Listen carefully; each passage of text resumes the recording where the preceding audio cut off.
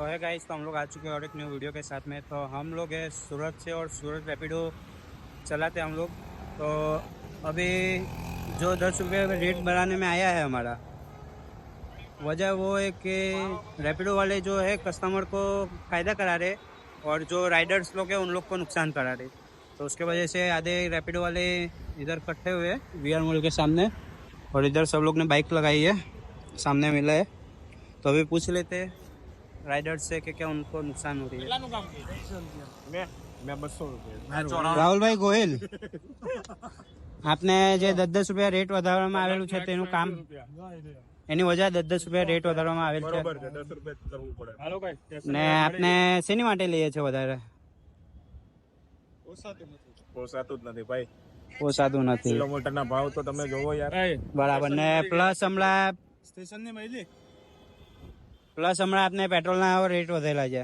Petrol plus ગરમી, હા, ગરમી ઘસાઈ છે. બરાબર છે.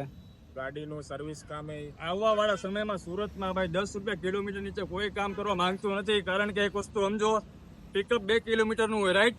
પ્લસ આપણે કસ્ટમરને લેવા જઈએ એટલે 8 કિલોમીટર ટોટલ કેટલા થાય? 10 કિલોમીટર. હા, તો પછી એમાં એવું છે કે રેપિડોમાં માણસ રાઈડ બુક કરે, કસ્ટમર તમે 8 કિલોમીટર ને એને 60 કે 62 રૂપિયા બતાડે, રાઈટ? બરાબર છે. હવે એમાં એક વસ્તુ છે, હા, 2 કિલોમીટર પિકઅપ ને 8 કિલોમીટર ડ્રોપ, ટોટલ 10 કિલોમીટર થયા અને 60 રૂપિયા આપણને મળે.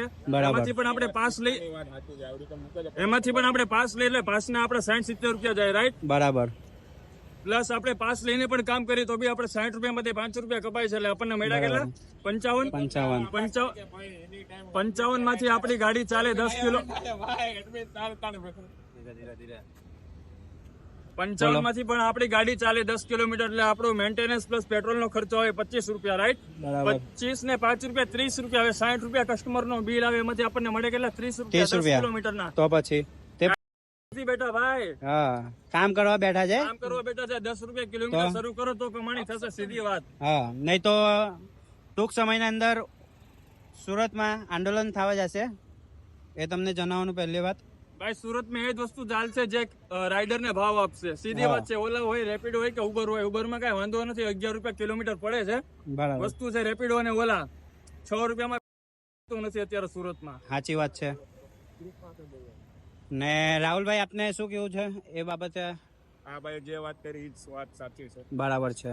તો આપને પહેલે શનિવારે આ કંપનીઓ, સીધી વાત છે, આ કંપની લોકોના બધા રાઇડર પાસેથી 5-10 રૂપિયા બને એટલે એ લોકોના મહિનાના લાખો રૂપિયા થઈ જાય છે. પણ આપણું શું છે, આ કંપની વાળા 5-5 રૂપિયા કરીને લાખો રૂપિયા બનાવે છે, પણ આપણું શું બને છે? આપનું કઈ નથી બનતું. આપણું ખાલી ગધા મજૂરી જ થાય. આપણે બરાબર. આ કંપનીઓ આપણું છે ને શોષણ કરે છે, શોષણ. સીધી વાત છે.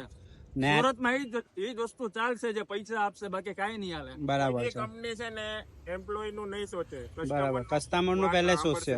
હા, કઈ પણ થશે, ફ્રોડ થશે, કઈ પણ થાય, હા, કસ્ટમર નું પહેલે સાંભળવામાં આવશે. કસ્ટમર ને જ પહેલા પકડશે કે ભાઈ તમને શું વાંધો, એમ નહીં કે ભાઈ એમ્પ્લોય ને તમે રાઇડર ને શું વાંધો, રાઇડર ને કઈ પણ થઈ એક્સિડન્ટ થાય તો કંપની એમ નહીં કે ભાઈ એક્સિડન્ટ હું છે, હું નહીં, કઈ જવાબદારી. એક પણ રાઇડર ને સેફટી નથી એક તરીકે. અમે પોતપોતાની રીતે, અમારી રીતે ગ્રુપ બનાવીને અમે એકતા રાખી કે ભાઈ તમે કઈ પણ વાંધો આવે તો અમે તમને મદદ કરશું. બરાબર છે. બાકી કંપની કોઈ હેલ્પ નથી કરતી કોઈ પ્રકારની. હા, એ કેન્સલેશન ફી કસ્ટમર ને ન્યા જાય તો એક જ વખત મળે, બીજી વખત નથી. આખો દિવસમાં કેન્સલ 10-20 રાઇડ કેન્સલ થઈ જાય તો બી આપને એક જ વાર 10 રૂપિયા મળે છે.